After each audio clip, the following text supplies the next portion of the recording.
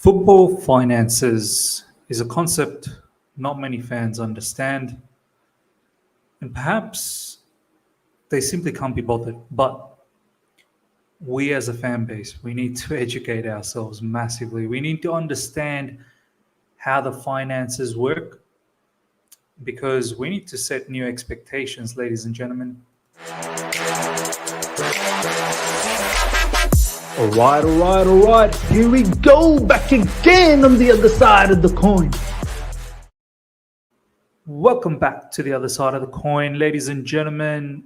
There's been some epic articles, threads that have dropped in the last sort of couple of hours or so. And I want to take this opportunity to sit down with you guys and go through some of these things and really try and set the scene, I suppose, for the future, set the right expectation. I think disappointments in life happen because you've got the wrong expectations. When you start expecting a lot and it doesn't turn out to be like that, that's when you get disappointed. But you may not necessarily get absolutely disappointed if you set the right expectations. If you sort of expect that there's going to be some hardship coming in the future in Chelsea Football Club, then when that hardship does come around, you're not going to be, eating your head out. You're not going to be, deep in sorrow because you understand that this was coming. Ladies and gentlemen, I want to go through just quickly a couple of extracts from the latest Athletic article that was dropped in regards to, Chelsea's whole news about getting a new owner and whatnot and what it means for the future. And then I want to share a particular thread that is so deep with facts. And I think you guys will appreciate that a lot to understand what's going on and what may happen in the future. Let's have a quick read of this Athletic article, first of all. I'm not going to read the whole thing. I'm just going to read some, key points. It goes something like this. One agent familiar to the club already has a rather grim forecast. The party is over as far as he's concerned. Abramovich was so determined to help Chelsea succeed, the club accumulated debts of 1.5 billion to him over 19 years. Fortunately, the Russian doesn't want it to be repaid, but the vast sum is an indication of how Chelsea have been living beyond their means. People are so excited to hear when Roman said, I don't want the 1.5 billion debt. Wiped off. Take that away from the books. I don't want it. I love Chelsea Football Club a lot. Fantastic. But what Chelsea fans are failing to understand in that particular statement is that we've amassed 1.5 billion pounds in debt to Roman. Try and compute that for a second. We've operated in a manner where we've conjured up 1.5 billion in debt to Roman.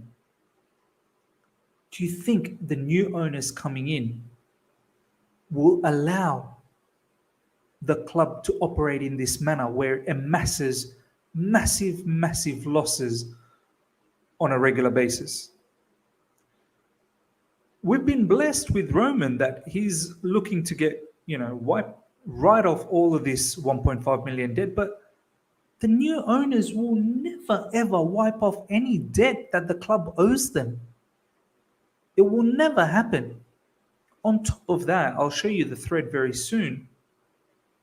Roman has not charged that much interest. Apparently, the 1.5 billion debt has only amassed a very mean and miserly 6 million interest over the 19 years span. Whereas other clubs, the debts that they sort of amass, and per year, there are clubs that are paying close to 30 to 40 million in interest payments. Per year, 30 to 40 million. Whereas we have only paid Roman 6 million in interest over 19 years. That kind of interest rate is unheard of. And that kind of interest rate is only possible because we've got a private owner.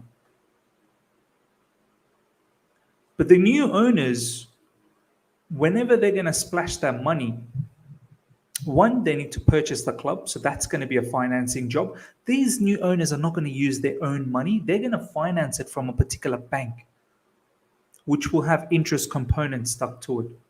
So they're going to, let's say, purchase it with 1.5 million to 2 billion, let's just say, argument's sake. So they're already, that portion of the investment, they're already outlaid. So there is a concept in finance called return on investment.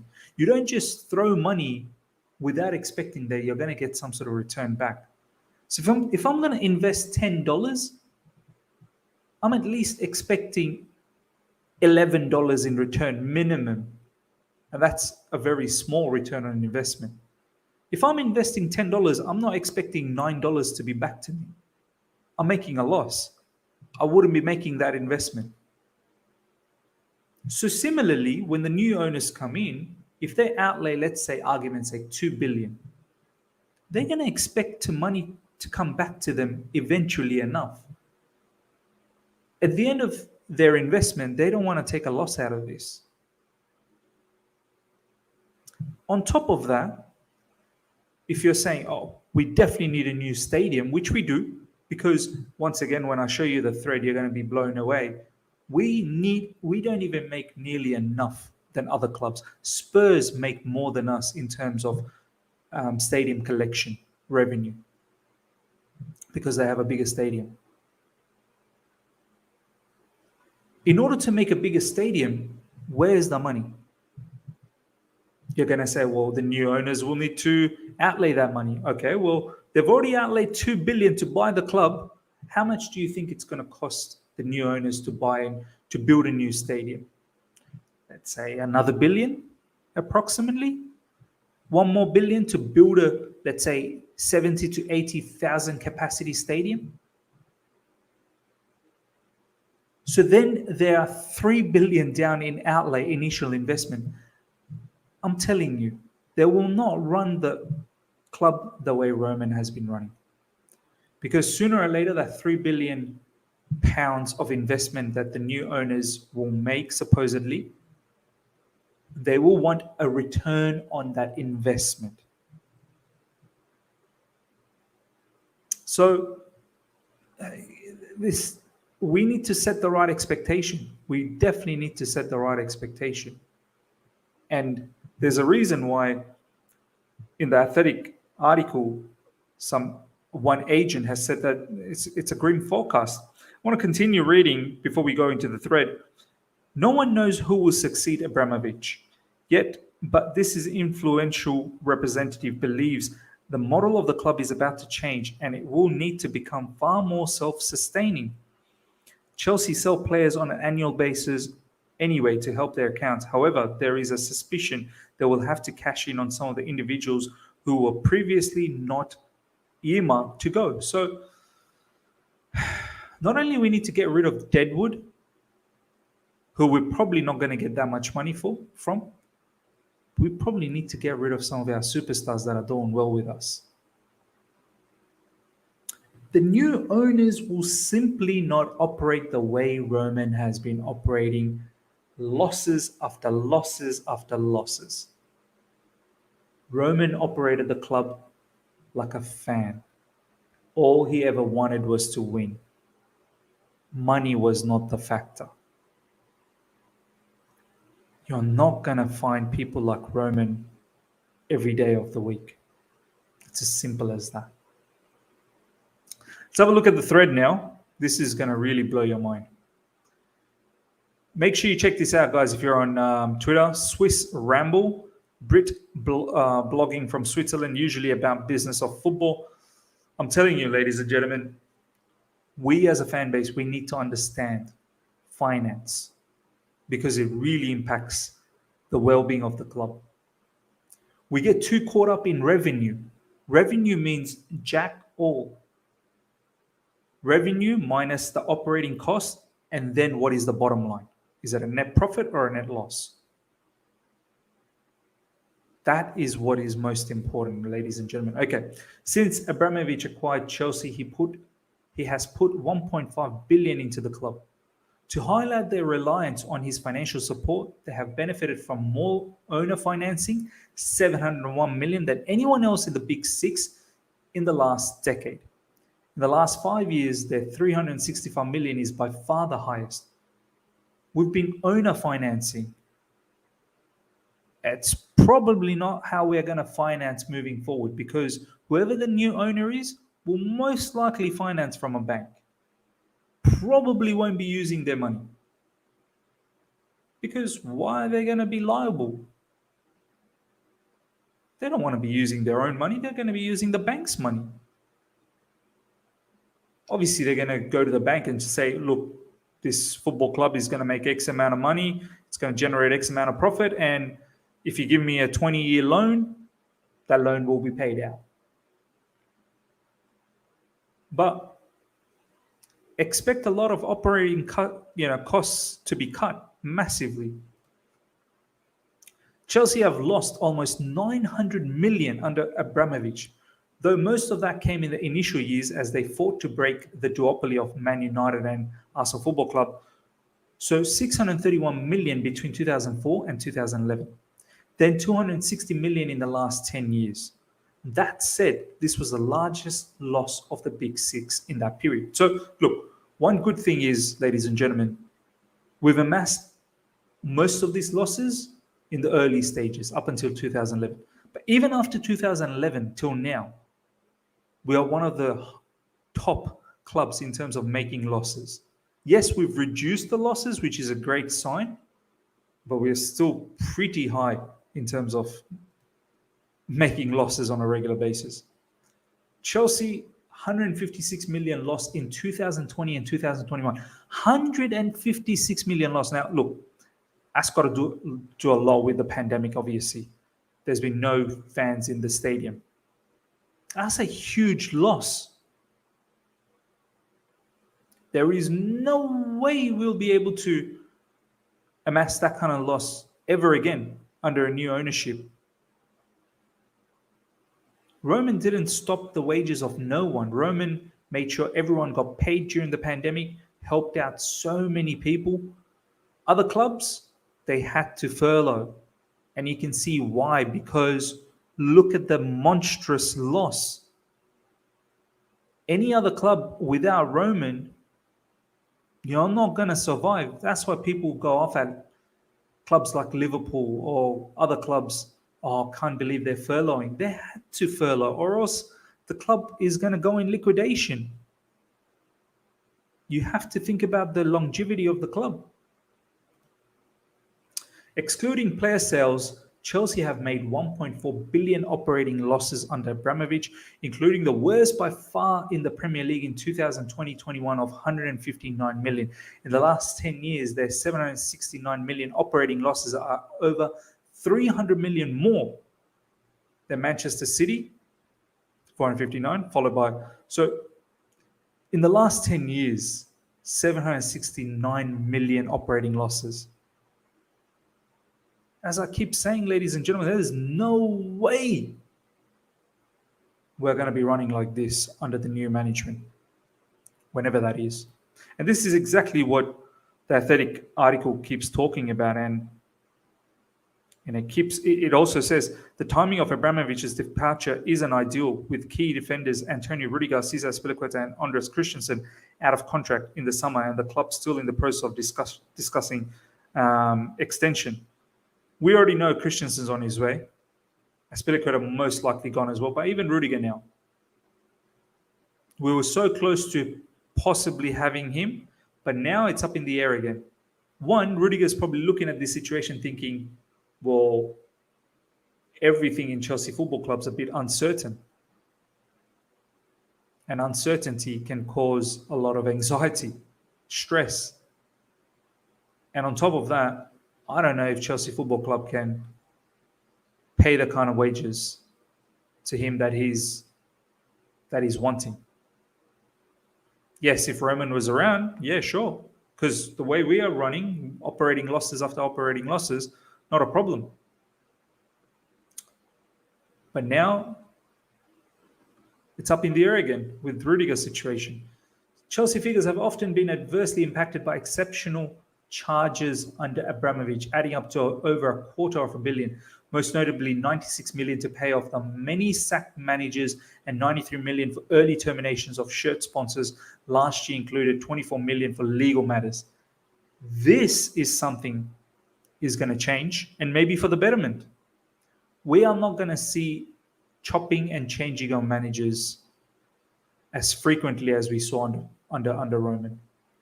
We've amassed 96 million debt in just sacking managers, and 93 from early shirt sponsors, termination from shirt sponsors. It will never happen again. I'm telling you right now. New owners, they'll be far more patient with manager. The way you see, I suppose, Arsenal with Arteta. Arteta probably should have been sacked 6-7 times already. If he was at Chelsea, 6-7 times he would be sacked. But get used to it. That's probably how the new owners will operate, because that's a kind of expense that they will not take on board 100%. While other clubs have made lucrative stadium moves or expansions, Chelsea matchday income has been more or less flat. In particular, Tottenham Hotspurs and Liverpool have managed to grow this revenue stream by 14 million a year. That's a huge amount of money that Spurs and Liverpool make over us per year.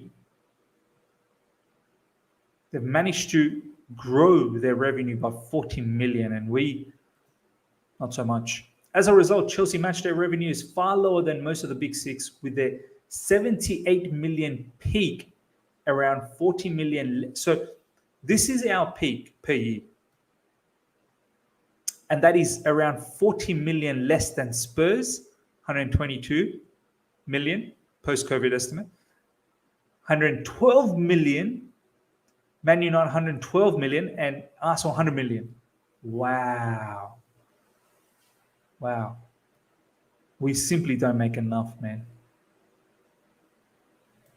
Spurs make a lot of money. Plans to redevelop Stamford Bridge were shelved after Abramovich's visa issue. Now, this is the other thing that I've said. If you're screaming for a new stadium, there's a couple of issues. One, our stadium, the pitch is owned by regular individuals. That's going to be a first big tussle to win that back from those people. In order to leave Stamford Bridge, we need to be able to win back the pitch. The pitch is owned by people. And that's going to be a battle. And then we need to get money. The new owners will need to finance more money to build a new stadium. And what do you think that's going to happen? If they outlay that much money to build a stadium, I'm telling you right now, they will cut costs elsewhere. Wages will have to go down. Some of the players will have to leave. Superstars will have to leave because we need to get rid of their wages. Transfer budget will thin. Forget about getting Declan Rice for 100 million. We'll be looking at players around 30 to 40 million, and we will need to be very, very good with our scouting and finding those gems, the way Liverpool has done. Luis Diaz, 35 million, gem. Jota, 22 million or something like that, 30 million, I'm not sure, don't quote me, gem. Salah was also very, very cheap. Their biggest purchases were Van Dijk and Alisson. Besides that, they have not really splashed out. They can't splash out. They're self-sustaining. Whatever money they make, that's what they try and survive on. Chelsea 333 million wages are 6 times as much as the 56 million before Abramovich purchased the club. But since 2012, they have been outpaced by Liverpool, 205 million growth versus 157 million. In 2021, they're 333 3 million wage bill was only behind Manchester City, 355 million. So City wages are a tad more than us, but we are ahead of Man United, 323 million, and Liverpool FC, 314. With that amount of wages, we are still ahead of Man United and Liverpool. Liverpool pay less wages, and look at the way they play. Like their philosophy, their football, their ideology is so far ahead of us. City are only a few millions ahead of us, and look how far ahead they are in terms of the brand of football they're playing. We need to get far better with the money that we are spending. Man United's in the mud as well. The amount of money they're spending on wages, they're not seeing the quality of football. We have to change this. And this will mean a lot of the superstars will go. Will have to go. And we will need to be very shrewd in the transfer market. And we will need to rely on our world-class academy. Start getting used to and the expectation that a lot more academy players are probably going to start playing for Chelsea Football Club. Because one, that saves on transfer budget. And we probably don't have to pay huge wages for these players until you start renewing their contracts. And then you're probably going to sell them. So we're going to be a club, most likely a selling club, a self-sustaining club. This is the truth. This is the reality. I'm telling you, it ain't going to be like Roman. If you're still sitting there listening to this and you're thinking, nah, no way, Miz, you're talking bollocks. This is the reality of finance, ladies and gentlemen. If you earn $1 and you spend $1, well, then you're left with nothing, which means you've got nothing. If you earn $1, you've got to be very careful how much you're spending, because you need to have some money left for rainy days. That's just the basic way of explaining things. We have to understand this. As Abramovich's loans are interest-free, Chelsea only paid 6 million interest in 2021, mainly on transfer fees, while other clubs have had to make substantial annual payments. 34 million Arsenal, 21 million Man United, 18 million Tottenham. The new owner might not be so generous. There you go. We've only had to pay 6 million in interest in 2021. Other clubs, look at that, 34, 21, 18. Because other clubs, the owners are not splashing their money. And if they are, they're charging the club interest. They're not going to treat the club as a friend. They're going to make sure that their money is looked after. Something to think about. In summary, Chelsea is a club that makes enormous operating losses, partly offset by profits from astute player trading, with any remaining deficit funded by Abramovich's loan. So operating losses are partly offset by profits from astute player trading, and remaining deficit is all funded by Abramovich's loan, which I'm telling you, new owners will never ever do. In fairness, Chelsea have required less owner funding in recent years, but still more than other clubs. We've reduced the costs or the losses, but it's still way more than other clubs. Chelsea fans will be nervous that a new owner will not be so willing to pay the price of success, as Abramovich has been funding huge transfer spend and covering losses. If the club ends up with a regime like Glazers, it could be burdened with high interest payments on the bank loans. As I said, ladies and gentlemen, whoever the new owners are, if they finance all of this, not through their own money, but through the banks, forget it. Forget it. And in fact, it will be through the banks. I cannot imagine there'll be another owner like Roman that's going to come in and splash their own money. It will be through a bank. And there will be interest charges. And we will have to be very, very cautious about how we spend money. Clearly, the sale of Chelsea Football Club is unimportant in the wider scheme of things, especially compared to what is happening in Ukraine. But this is likely to be a period of major uncertainty for Chelsea, players, management, and supporters. Ladies and gentlemen, the fan base needs to educate themselves about finance, football finance, how it operates, and we need to set the right expectations. We are already not competing for the Premier League, and that's after Roman helping us out. New owners will not have the same model as Roman. They will want to make sure that the club is self-sustaining. By that, if the club is making losses, well, the club will have to figure out ways how to offset all of the losses, because the owners will only want to see return on their investment, which is the 2 billion outlay in the initial stage, and also if they build a new stadium, further money invested there. So eventually enough, they will want to see a return on their investment. It's the logical thing. If I am giving you $1,000, I'm investing $1,000 on you. I want my return on investment from you. At a bare minimum, I at least want my $1,000 back. I don't want you to give me $900. I don't want you to give me $500. I'm not in for that business.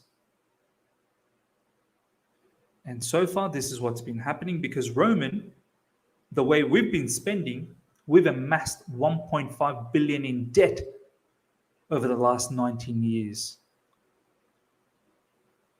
Because the way we've operated, we've just made losses and losses and losses and losses.